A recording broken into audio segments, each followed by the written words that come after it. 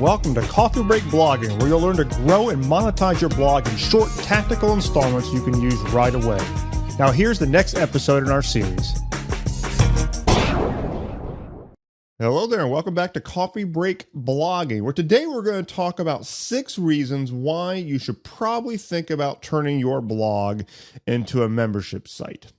Now, I want to say right off the bat that when you hear the word membership site, and if you only associate that word with monthly recurring billing, I want you to realize that what we're going to be talking about today is bigger than that. Because what I'm really talking about is turning your blog into a business platform. And the membership site is essentially just the platform of the business. It really will be the business itself, and all of your products, not just recurring, can take place this way, okay? So it's a different way of thinking about it. Certainly the monthly recurring revenue is sexy. It's something that we all like, and certainly I'm a huge fan of. And it has its place in the funnel that we're looking to build behind our blogs. But realize that when I say that we should turn our blog into a membership site, we are talking about something bigger than just recurring monthly type programs, okay?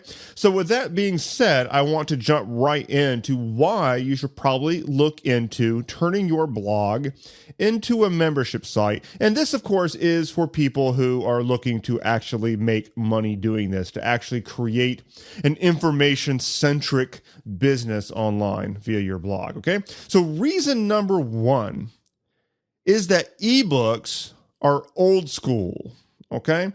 Now, I want to say this specifically to those of you who think that you know, when you have the idea of creating a information or a training product, your first instinct is to create a paid ebook. I want you to throw it out the window. Don't make it. Here's the thing, and this might be my personal opinion, but I think you're probably going to agree. Ebooks are a really poor training medium. And for a few different reasons. One of them is that it's really difficult to reference things or find things. I mean, it's basically this big PDF, or maybe it's sitting on a Kindle or something. It's really hard oftentimes to reference anything because it's not like you can flip through the pages or easily go back to the index like you can in a printed book. It's a much more difficult experience to find what you're looking for. Now, there can be search functions, but again, that is like it's a keyword-based, very simplistic search. It's not anything like you're going to get on Google or something like that.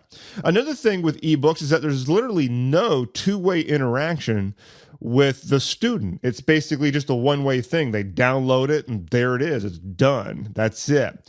Most likely they're not really going to even read it because they just find it to be overwhelming or annoying to them.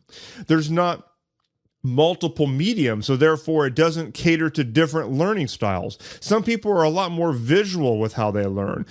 Some people are a lot more hands-on with how they learn. It's a lot more difficult to accommodate different types of people if you're just using the written word in an ebook. And even if you've got photos in it, it doesn't really usually fit the bill. Most people with photos, they end up going and getting boring stock photography anyway and sticking it in that ebook to try to make it look pretty. It's not really an educational tool. It's more like they're just trying to make it look pretty. And then generally speaking, the concept of the ebook has just been cheapened majorly. Many people give free ebooks away. Not only that, Amazon is now the leader in the ebook space, and it's primarily on the Kindle. And so for that reason, offering ebooks as your information product is very often going to get overlooked. It's just going to get overlooked, and it isn't even a very good customer experience, okay? So we want to look at alternatives, and of course, I'm saying the membership site as a platform is the way to go, and I hope that'll become even more clear as we can continue talking here. Now, reason number 2 why I think you should probably consider turning your blog into a membership site is that it really makes it easy for your repeat customers, okay? Now, here's how it does this. When all of your products are inside of the membership site, well, what's going to happen is that your site is going to have a member account for each one of your customers. And so when a person buys the first product from you, they're going to, of course, get that member account, username and password. Now, anytime they buy anything else from your business, it's the same account that's going to be used. Now, that just makes it much easier. They've already got to log into the account. Now they just had something else open up to them when they log in. So from the perspective of just making things simple and easy for our repeat customers, the membership site makes this really nice. It really does. The other thing is that if you've got the right kind of membership site platform, you can even have one-click upsells and one-click buys inside the membership site. So, for example, you log into the site and you are doing one product that you might have bought. Well, maybe over in the sidebar, there's an option to buy an auxiliary product that you might also be interested in, but you didn't buy it the first time. And you can literally provide an opportunity right there for them to buy another product in your product line. And this can all be done because they're in an environment that you have built and control specifically for your business. And that's your membership site. So that's a real big one. Just really makes it to where you can earn a lot more revenue. Reason number 3, and that is that it actually does turn your blog into the business platform. Now, that's not something that most people can say. I mean, I've been very vocal in the past about the fact that a blog is not a business. It's simply not. Anybody who's trying to monetize their blog in the traditional fashion, like banner ads and all that crap, they might be mistaken. I mean, they just are wrong in the fact that the blog is actually what's making the money. It's not. The money is going to be made by delivery of something valuable to a client. Now, in the case of banner ads, as much as you focus on your reader, let's just get right down to brass tacks. Your client is the advertiser. Okay, that's your client. You need to cater to the advertiser. Otherwise, you're not going to make good money with banner ads. Now, if you don't like that, then you're in the wrong business because that's your real customer. For all practical purposes, what a blog is just a place where there's a bunch of content. And it might have calls to action on there, but that's it. The real business takes place elsewhere, typically. Now, in the case of a membership site, if your blog literally is the membership site, then what happens is you basically have turned your blog into a store. The blog, in that case, is the storefront. They're there consuming free stuff that you give away, but at the same time, they've got opportunities to buy things, and it's all right there on the site. It literally turns the blog into the business. People could be logged into their member account and be reading free content, and they've got upsell capabilities into whatever you've got set up in your membership site. So it's a really, really great way to build the business off the blog, okay? Reason number 4 why you should probably consider turning your blog into a membership site. And that is that you can provide premium content via the blog itself. Now think about that. You're already writing for the blog, right?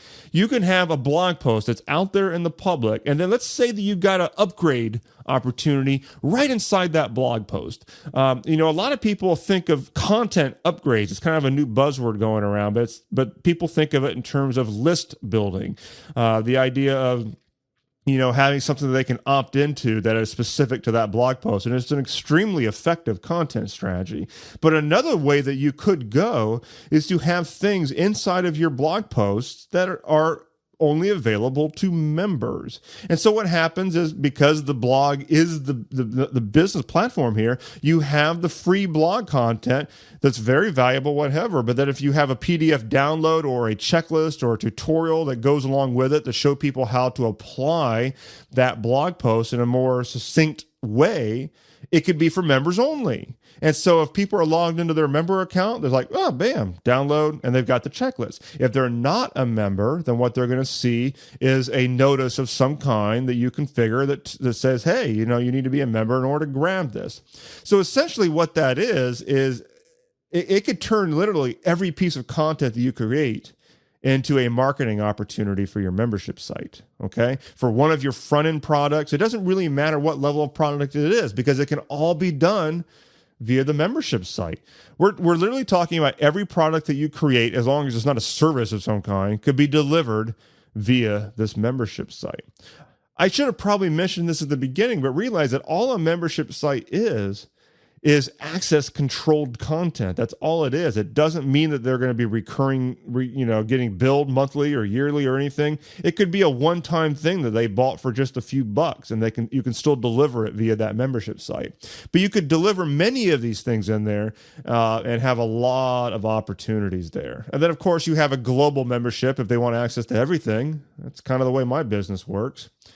All right, reason number 5 why you should probably consider turning your blog into a membership site is that it provides a lot of product flexibility, okay? It really does. You've got a lot of opportunities at your disposal once you've got them inside of a robust membership site. You can, like I said, you could have multiple products, all of varying price points. You could have, say, one product that has different prices to it. You could have a one-time buy. You could offer them a payment plan. So let's say you're offering a course that's a little bit more expensive, maybe a few $100. And some people might not want to do the upfront. Well, you can offer a payment plan. That can all be done inside the same membership site, okay?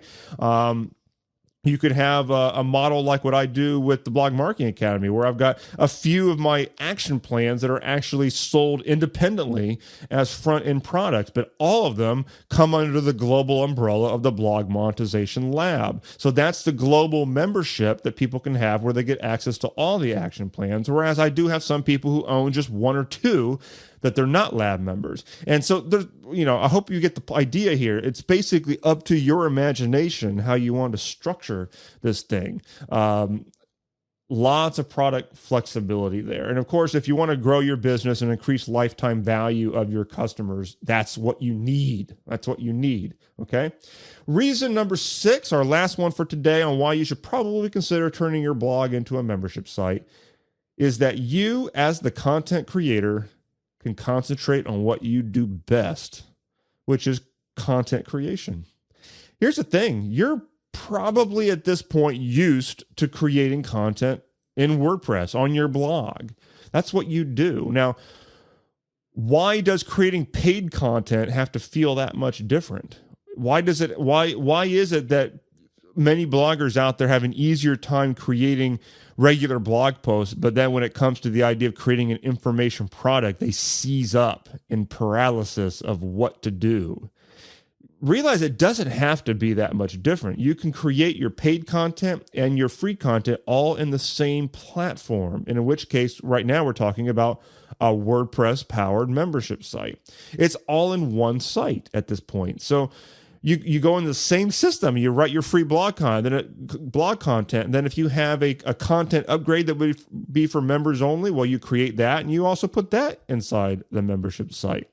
It's all there. Your members and your non-members are all in the same system, and then you just build it to where they mold together. You got your people who are not members who are going to get constant invitations to become a member, okay?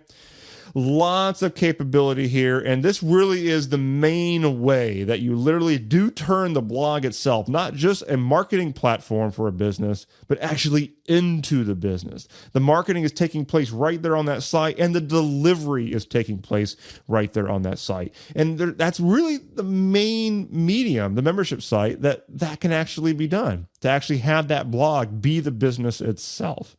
Otherwise, you're typically using the blog strictly as a marketing platform, and then you're taking that person elsewhere to deliver to them. It could be a separate website. It could be offline if you're running a service of some kind, but that's typically what's happening, okay? So there's multiple reasons. I could probably come up with more reasons. I'm a huge fan of the membership site. This is the model that I teach my students to go down. And again, it doesn't have to be a recurring billing. I'm a big fan of that, and I definitely think you should have that as part of your business. But if you don't want to go into recurring right away, you just want to have a few little small front-end type products, that's fine. You can still do this via a membership site platform. And not only that, there's a lot of benefits to doing that, okay? Now, if you want to see what my membership site looks like, I would invite you to pop on over to blogmonetizationlab.com and check it out, because that's exactly the model that I have. Not only that, I want to let you know that very, very shortly, it's probably not going to be out there by the time this episode is released, but shortly, I'm going to have a brand new action plan inside the library for lab members only that's going to walk you through step by step on actually setting up your membership site platform, okay?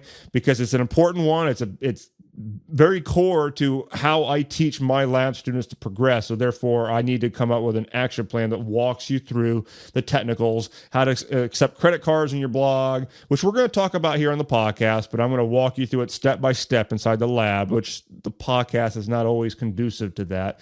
And so if that's something that you really want to pursue, I would encourage you to be a lab member, and you can learn more about that at blogmonetizationlab.com. Okay? Thanks so much for listening, and I will see you in a few days with the next episode of Coffee Break Blogging.